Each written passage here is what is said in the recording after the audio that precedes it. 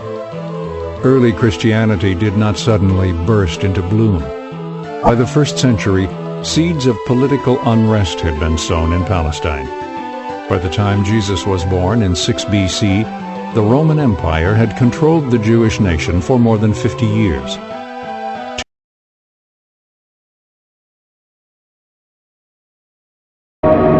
Our best guess for the birthdays of Jesus would be 4 BCE. In other words, he was born before the death of Herod the Great, who died in 4 BCE. But I emphasize best and guess.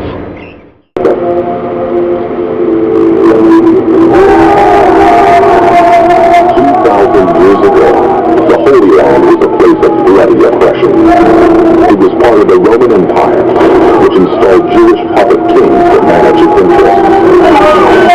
This world is not described by the Gospels, but not history books. But it was the world Jesus was born into.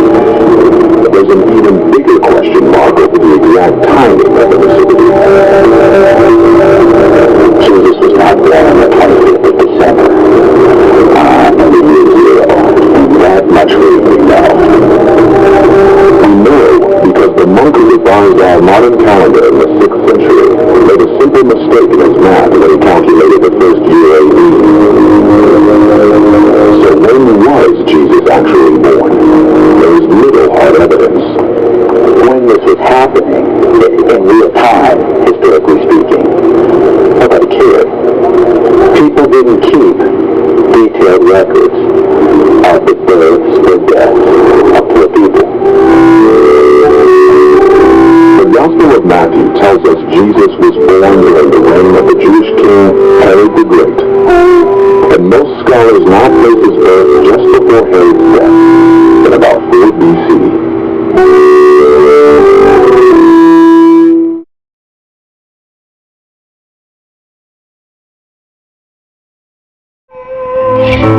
In 200 BC, Rome began to spread beyond Italy.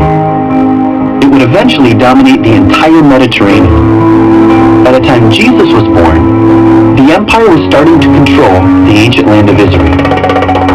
Imagine the nativity story.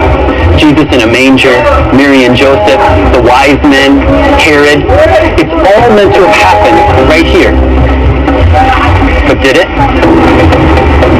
The Gospels of Matthew and Luke put Jesus' birth here in Bethlehem. According to Luke, his parents, Joseph and Mary, were forced to leave their home in Nazareth and travel down south to be registered for a tax census, because Bethlehem is where Joseph was originally from. Many of the world's top biblical scholars dispute this part of the story. Dominican priest Jerome Murphy O'Connor is one of them. Why don't you think the census happened? We have Roman census regulations from Egypt, for example, and they all say what you'd expect. Everybody stay home. Of course. Why travel around to be counted? You can just be counted wherever you live and work. Look at the economic disruption. I mean, it's totally impossible. And the date basically says, Luke says it was conducted by Quirinius. Quirinius did conduct the census here, but much too late. Perhaps 10 years too late. And without the census, the Holy Family has no reason to even be in Bethlehem. Let me tell you, for someone who is raised on these stories like me, this creates a real conflict. The Church of the Nativity is built on the very spot where tradition says Jesus was born.